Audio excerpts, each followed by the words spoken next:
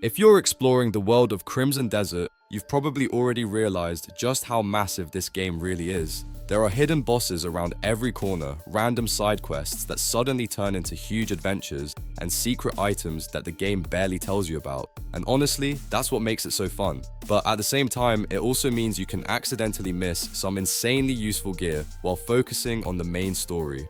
One of the biggest examples of that is the Magic Scythe, a tool that can save you a ridiculous amount of time once you finally get your hands on it. In this guide, we're going to show you exactly where to find the Magic Scythe and why it's way more important than it first looks. If you've been struggling to gather materials like rubber, or you're tired of farming resources the slow way, this item is basically a game changer.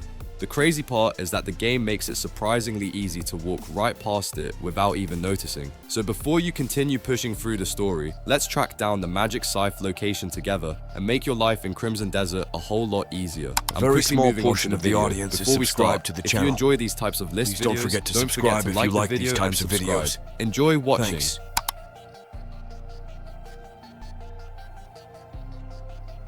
In Crimson Desert, unlocking the Magic Scythe actually starts way earlier than you would expect, and it all begins with getting into the village of Porerin in southern Hernand. The funny part is, you cannot just walk in normally, you have to try entering the town 3 separate times. Each attempt triggers a cutscene where you get knocked out, only to wake up outside the village like nothing happened. It is frustrating at first, but on the 3rd try, things finally change, because you meet a shy named Arkin, who actually gives you a proper quest instead of just kicking you out again.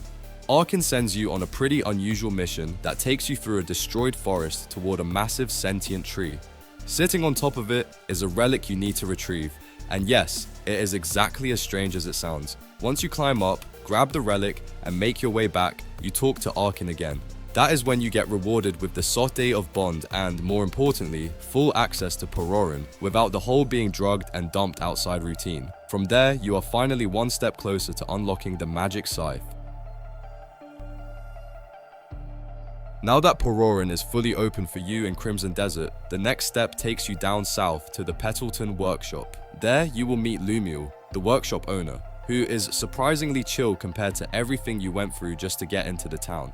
When you talk to her, choose the Listen to Request option, and she will explain that she needs help gathering herbs for a new potion she is working on. Nothing too dangerous this time, just a bit of herbal collecting. Your task is to gather 5 lavender plants, and luckily, the game actually helps you out by marking a nearby field where they can be found. Once you arrive at the field, it is pretty easy to spot the dense clusters of purple flowers spread across the area. From there, it is just a simple collection run. Walk around, pick up 5 lavender, and make sure you do not miss any hidden ones in the corners of the field. After you have everything, head back to Lumiel and speak with her again. Completing this request not only wraps up the quest nicely, but also unlocks access to her research tree, which is a key step forward if you are aiming to progress toward better crafting options and ultimately getting closer to the Magic Scythe.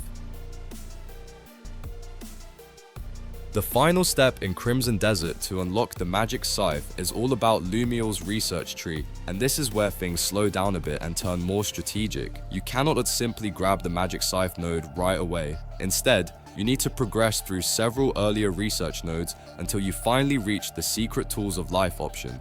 Think of it less like a shortcut and more like unlocking doors one by one inside a larger system. If this is your first time interacting with a research tree, it works closely with Porerin faction quests. Every research node is tied to a specific quest, so you will need to complete those missions first before you can even unlock the related upgrade. For example, if you want a node like Palmer Leaves, you must complete the matching Palmer Leaves faction quest. Most of these tasks are short and straightforward, so the real progress comes from just steadily clearing quests and unlocking node after node until the Secret Tools of Life branch becomes available. Once you finally reach that point, head back to Lumiel.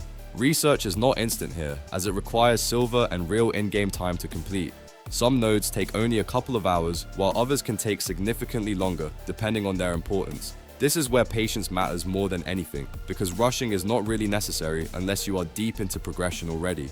The Magic Scythe itself comes with a pretty heavy cost of 500 silver, so early game players might feel that pinch. It is useful, but not something you absolutely need right away, especially since its main value shows up later when resource gathering becomes more important.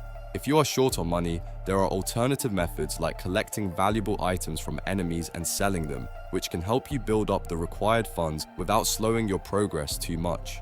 After the research is fully completed, you still need to physically obtain the tool. Return to your Greymane camp and talk to Ross, then navigate through the dispatch options. Select the Florindale location and choose the Magic Scythe production option. This triggers the final step of the process, tying everything together. When the dispatch finishes, the Magic Scythe will finally appear in your stash chest inventory. At that point, it is yours to use freely, making material gathering like rubber farming much faster and smoother, which honestly feels like a huge quality of life upgrade compared to doing it manually. The video ends here. See you in another video. Don't forget to subscribe.